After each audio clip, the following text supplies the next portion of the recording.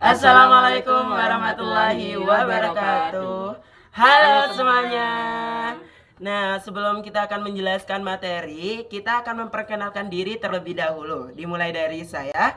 Saya Irfan Saputra, nomor absen 12, dan di sebelah kanan saya Muhammad Sofwanahtar Firmansyah, nomor absen 15. Di sebelah kiri saya. Halo, saya Siti Sartikasari, nomor absen 28. Nah, di sini kami akan menjelaskan tentang penerapan ilmu peluang dalam kehidupan sehari-hari kita.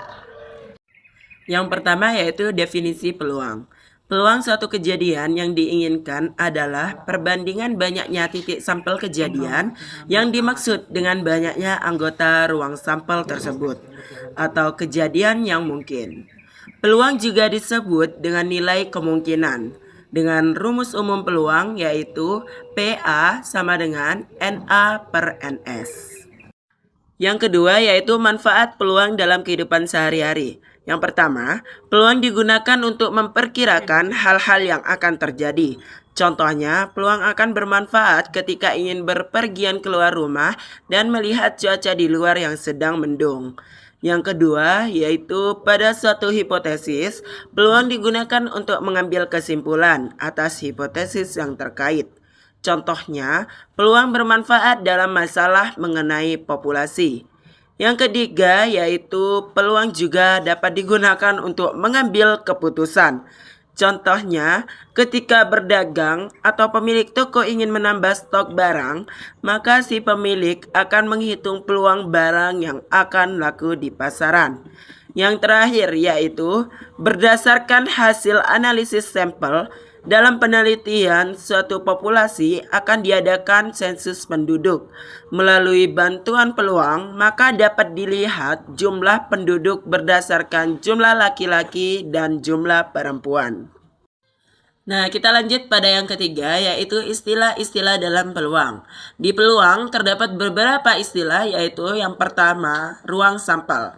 Ruang sampel adalah himpunan semua hasil yang mungkin dari suatu percobaan. Misal, ruang sampel yang disimbolkan dengan S dalam satu koin adalah angka dan gambar. Yang kedua, yaitu titik sampel. Titik sampel adalah semua anggota dari ruang sampel.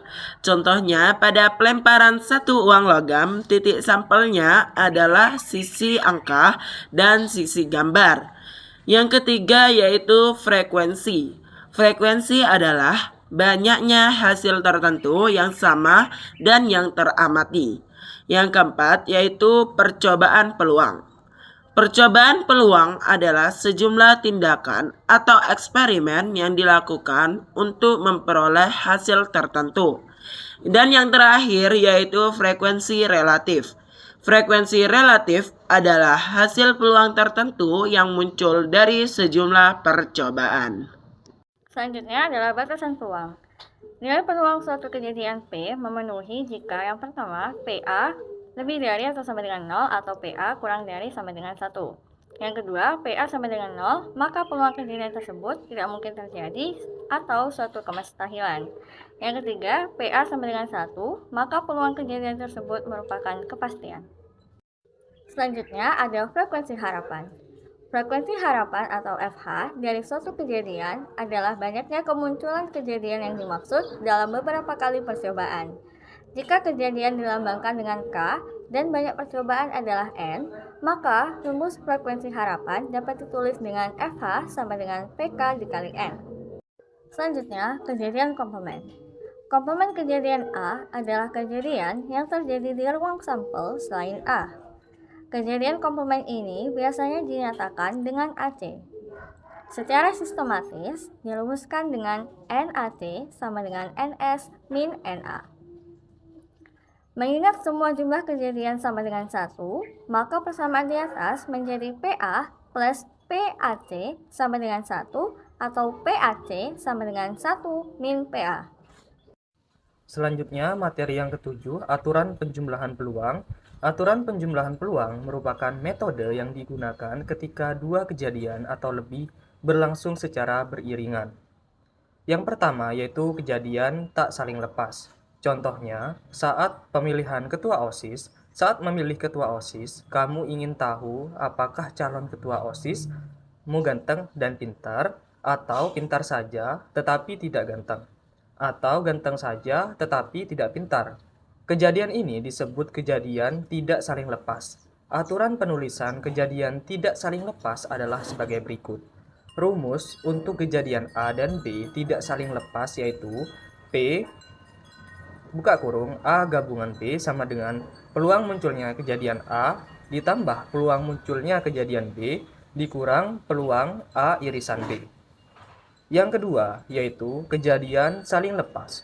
Contohnya adalah kamu ingin tahu apakah calon ketua OSIS-nya laki-laki atau perempuan. Artinya, tidak mungkin seseorang bersamaan antara laki-laki atau perempuan. Dengan demikian, kejadian tersebut dinamakan kejadian saling lepas.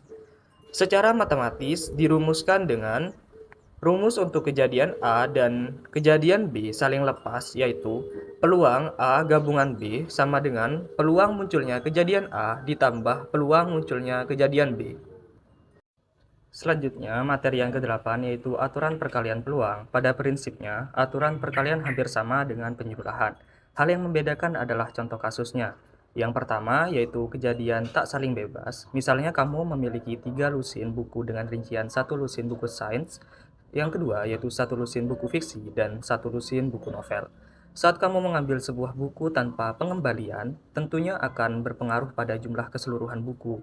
Artinya, peluang pada pengambilan kedua berbeda dengan pengambilan pertama karena buku tidak dikembalikan kembali, sehingga dirumuskan peluang kejadian A beririsan dengan kejadian B, sama dengan peluang munculnya kejadian A dikali peluang munculnya kejadian B setelah terjadinya kejadian A. Yang kedua yaitu kejadian saling bebas. Contohnya, kamu melemparkan koin dan dadu secara bersamaan. Kamu ingin tahu peluang munculnya koin bergambar dan dadu bernomor 5. Jelas bahwa koin dan dadu tidak saling berpengaruh satu sama lain. Kejadian ini disebut kejadian saling bebas. Secara matematis, kejadian A dan B saling bebas dirumuskan sebagai berikut. Peluang kejadian A beririsan dengan kejadian B sama dengan peluang munculnya A dikali peluang munculnya kejadian B.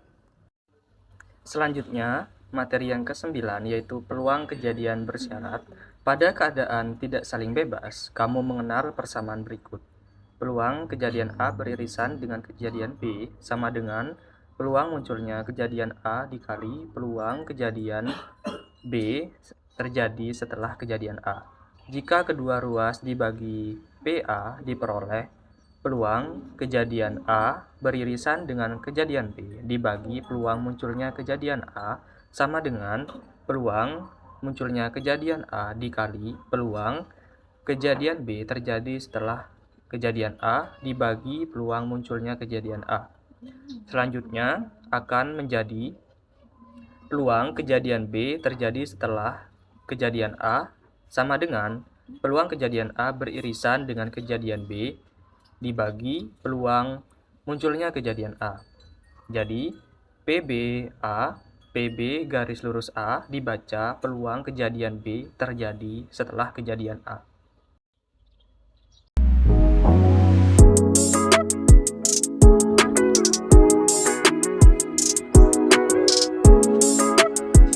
Bosan banget. Kamu tuh dari tadi main HP apa gak bosan, Pak?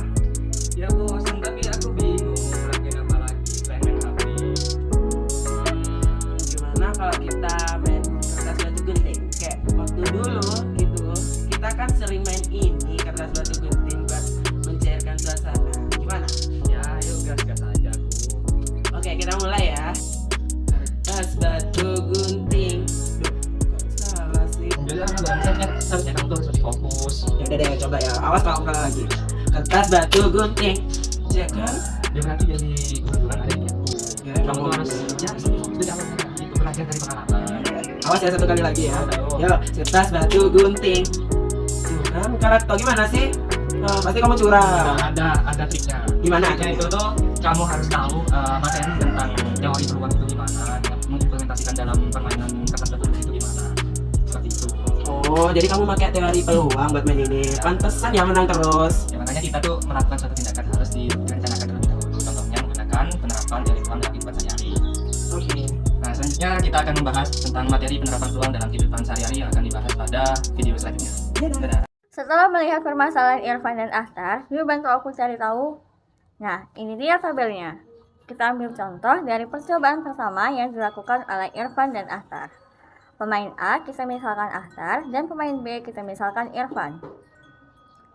Dalam video, pemain A menggunakan kertas dan pemain B menggunakan batu. Maka yang menang adalah pemain A atau Akhtar. Seandainya pemain B menggunakan gunting, maka pemain B atau Irfan yang akan menang. Namun, jika keduanya, baik pemain A dan B menggunakan kertas, maka permainan akan berakhir seri. Begitu juga pada kejadian 2 dan 3 yang telah dilakukan oleh Irfan dan Akhtar yang terdapat seperti di tabel di atas. Dari cuplikan video yang telah ditampilkan oleh Irfan dan Akhtar, banyak ruang sampel atau NS yaitu sama dengan 9, banyak kejadian pemain A menang atau NA sama dengan 3, banyak kejadian pemain B menang atau NB sama dengan 3, dan banyak kejadian permainan berakhir seri adalah PNC sama dengan 3. Peluang pemain A menang adalah PA sama dengan NA per NS atau 3/9 sama dengan 1/3. Peluang pemain B menang adalah PB sama dengan NB per NS sama dengan 3/9 atau kita bulatkan menjadi 1/3. Peluang permainan berakhir seri atau PC sama dengan NC per NS sama dengan 3/9 atau 1/3. Maka kesimpulannya, baik peluang pemain A menang, pemain B menang, atau permainan berakhir seri sama-sama 1/3.